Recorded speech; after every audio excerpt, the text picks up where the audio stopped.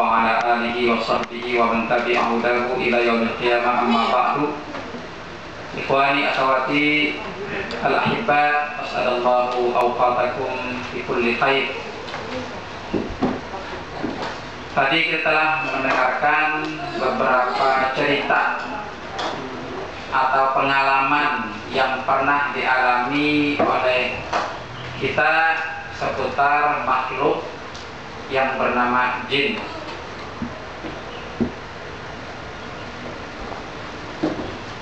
Permasalahan jin ini adalah permasalahan yang penting untuk kita bahas, kita pelajari, kita diskusikan karena menyangkut masalah keseharian kita. Tidak sedikit orang yang tersesat gara-gara jin. Dengan demikian maka pembicaraan tentang masalah jin berkaitan erat dengan masalah akidah. Karena itu tema ini sangat menarik. Pembicaraan masalah akidah memang pembicaraan yang sangat menarik untuk dibicarakan kapanpun dan dimanapun dan tidak pernah usang. Karena akidah ini disebut oleh Tardawi dalam kitab Al-Iman wal Hayat, iman dan kehidupan, dikatakan ini bukan masalah sepele, bukan masalah pinggiran kehidupan, tetapi dia qadhiyah masiriyah, penentu keselamatan kita, selamat atau tidak berkaitan dengan masalah kita. Kita membicarakan salah satu hal dalam masalah akidah, yaitu tentang masalah jin. Baik, Al-Quran menjelaskan di dalam surat Al-Baqarah, awal surat Al-Baqarah, tanda-tanda orang yang bertakwa. Tanda-tanda orang yang bertakwa. Allah Subhanahu wa Ta'ala sebutkan tanda pertama dari orang-orang yang bertakwa adalah alladzina yu'minuna bil ghaib. Itu orang-orang yang beriman, percaya, yakin dengan kehidupan gaib. Ya. Gaib, perkara-perkara gaib, beriman kepada perkara gaib adalah salah satu tanda atau ciri orang-orang yang bertakwa. Salah satu perkara gaib adalah jin. Gaib itu artinya sesuatu yang tidak bisa kita indra, tidak bisa kita lihat, tidak bisa kita dengar, tidak bisa kita raba. Itulah gaib. Jadi makhluk jin adalah makhluk gaib. Yang tadi disebutkan secara bahasa, jin itu artinya sesuatu yang tersembunyi, ya, tersembunyi dan memang tidak bisa dilihat. Adapun kalau tadi umpamanya ada yang disebut dengan kuyang atau mati jadi hantu, ya, dan sebagainya, itu sesungguhnya kalau umpamanya mati jadi hantu itu kan berarti orang mati kemudian jadi hantu, itu maksudnya. Nah, ini bukan berarti, ini adalah kepercayaan yang harus kita ketahui untuk persoalannya. Mati jadi hantu itu dalam perspektif akidah adalah orang yang sudah meninggal dunia, Apabila seseorang sudah meninggalkan dunia, dia tidak akan pernah lagi kembali ke dunia dalam bentuk apapun, termasuk dalam bentuk hantu. Orang yang sudah meninggalkan dunia untuk selama-lamanya, dia tidak akan pernah, kapanpun, tidak akan pernah kembali lagi ke dunia. Ya, ini prinsip yang harus kita ketahui. Kemudian itu kok jadi hantu? Nah, jadi begini ceritanya. Meninggal dunia, sudah kembali lagi, kemudian jin memanfaatkan momen ini. Karena kita ketahui bahwa jin yang tidak soleh, karena jin itu ada dua, ya, kita jelaskan secara rinci. Jin itu dari sisi akidah sama dengan manusia, persis sama, tidak ada beda. Dia artinya ketika Rasulullah SAW diutus oleh Allah Subhanahu wa Ta'ala kepada seluruh alam manusia dan termasuk alam jin, maka umat Rasulullah SAW ini terbagi menjadi dua. Ya, manusia atau jin yang didahului Rasulullah terbagi menjadi dua. Yang pertama, mereka yang menerima dakwah Nabi. Jadilah mereka beriman. Yang kedua, mereka yang menolak, tidak menerima, jadi kafir. Berarti jin sama dengan manusia, ada yang beriman, ada yang kafir. Yang beriman yang menerima dakwah Nabi, yang kafir yang menolak, yang ingkar kepada dakwah Rasulullah SAW. Kemudian yang beriman sekarang yang menerima atau yang disebut dengan Muslim, ya, itu ada dua.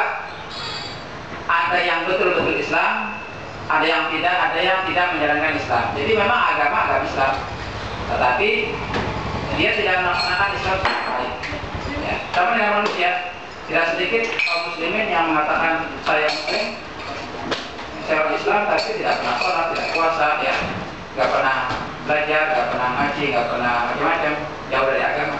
Sama dengan begitu juga jin. Nah, yang seperti inilah kemudian yang suka mengganggu, yang mereka itu berusaha untuk menyesatkan manusia dengan berbagai macam cara. Salah satunya ada orang meninggal dunia, apalagi yang meninggal dunia ini latar belakangnya kurang baik, kemudian dia menyerupai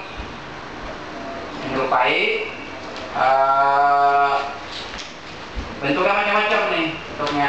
Nah, ini kemudian disebut dengan mati jadi hantu.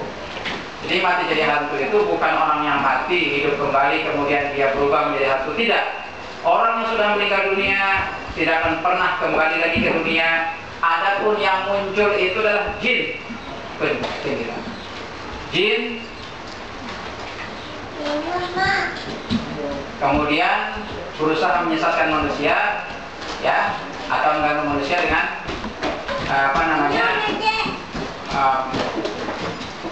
menampakkan diri sebagai hantu. Ya, hantu yang juga yang kuntilanak, dedemit, ya, macam-macam ya, namanya yang kenal oleh masyarakat kita. Nah, seperti itu. Kemudian kuyang. Ya, kuyang itu kalau memang seperti yang diceritakan tadi itu adalah jin. Ya, kalau gambarnya seperti yang diceritakan itu tidak ada jin.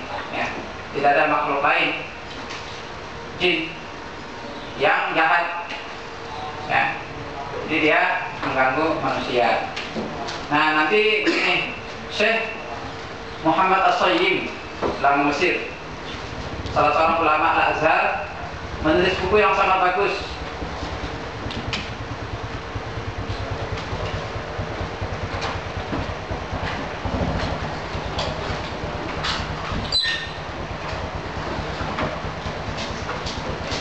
Menulis buku tentang alam jin.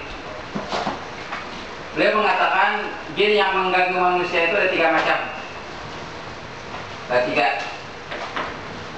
Yang pertama, jin yang beliau sebut dengan jin pecinta. Waalaikumsalam. Jin pecinta. Kemudian yang kedua, jin pembalas dendam. Dan yang ketiga, jin kiriman. Ini pembagian jin yang dikemukakan oleh Syekh Muhammad As-Sayyim, salah seorang ulama Al-Azhar Mesir, ya, jin yang mengganggu manusia. Yang pertama, jin pecinta. Jin pecinta itu adalah jin yang suka kepada manusia. Jin sama persis seperti manusia. Tidak satu lagi dijelaskan tadi ya. Sekarang jin itu juga berjenis kelamin. Ada laki-laki, ada perempuan. Sama seperti manusia juga punya nafsu. Kalau kemudian kok ada jin laki-laki senang kepada manusia perempuan atau perempuan manusia, itulah yang disebut dengan jin pecinta. Dia mengganggu tuh nggak apa-apa, cuma nggak iseng aja, dia senang, ya, senang. Atau sebaliknya, jinnya laki-laki, jinnya perempuan, ya, senang kepada manusia laki-laki. Bisa saja terjadi. Nah, cuman yang sering kita dengar adalah jinnya itu laki-laki, kemudian yang diganggu adalah perempuan, wanita perempuan. Bahkan kita pernah mendengar cerita salah seorang wanita yang dia itu disetubuhi oleh jin, dan si wanita itu merasakan nikmat. Ini fakta. Ya. Ini kalau cerita si perempuan tadi benar, ini termasuk jin pecinta. Nah, nggak tahu ya. Saya orang jelas juga nggak ada yang sampai saya. Yang jelas dia mungkin dalam entah tertidur atau antara tidur dan tidak atau bagaimana atau dalam terjaga, dia merasa dia tuh disetubuhi oleh jin dan dia merasa nikmat. Itu adalah jin pecinta. Nah, karena itu Syekh Muhammad As-Sayyid mengingatkan untuk menghadapi jin seperti ini, seorang perempuan harus hati-hati, terutama masalah aurat. Ya, jadi masalah aurat ini perlu dijaga, karena kalau tidak dijaga, tidak mustahil jin dari jenis ini mengganggu dia. Karena persis jin manusia sama persis punya nafsu.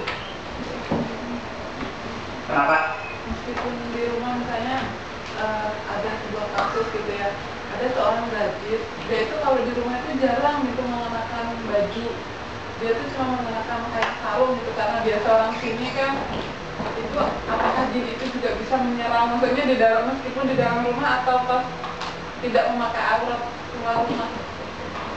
Batasan aurat tentu saja aurat itu laki-laki ataupun perempuan ya, yang tidak boleh tampakkan kepada yang bukan mahramnya. Jadi artinya kalau kita dengar cerita ini, apa perempuan tuh harus jilbaban terus sampai ke kamar mandi segala macam, nggak boleh? Bukan itu maksudnya ya, bukan itu maksudnya, bukan itu yang dimaksud. Jadi artinya kalau dia keluar rumah ya tidak menutup aurat, kemudian dia juga mungkin jarang baca Quran ya, zikir ya, artinya hubungan dengan Allah Subhanahu Wa Taala itu kurang begitu diperhatikan. Ini sangat rentan terhadap jin ya, gangguan jin. Itu yang pertama.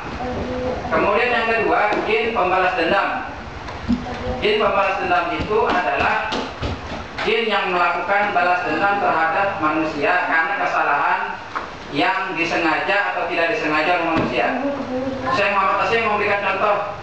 Suatu ketika ada seorang pemuda di Mesir pulang kantor, kemudian mungkin dia lembur, pulangnya malam, pulang malam, naik mobil sendirian, di tengah jalan dia mau pipis. Mau pipis. Nah, ini biasa laki-laki itu kan biasanya sebagian itu kalau kencing, kalau pipis itu sembarangan banget. Ayo aja sama begitu. Ya macam-macam, tak kayu, tak apa. Kalau di terminal itu pipis di ban mobil, ban bis. Masya Allah, ini baik sekali. Nah, jadi ceritanya si pemuda itu lagi mengendari mobil, mau pipis, kemudian dia berhenti, turun, akhirnya pipis di tengah jalan. Waktu dia pipis itu, Bu, ada anak anjing. Anak anjing mendekat. Si pemuda mengira anak anjing itu mau menggigit. Begitu mendekat dia tendang anak anjingnya. Udah nggak apa-apa.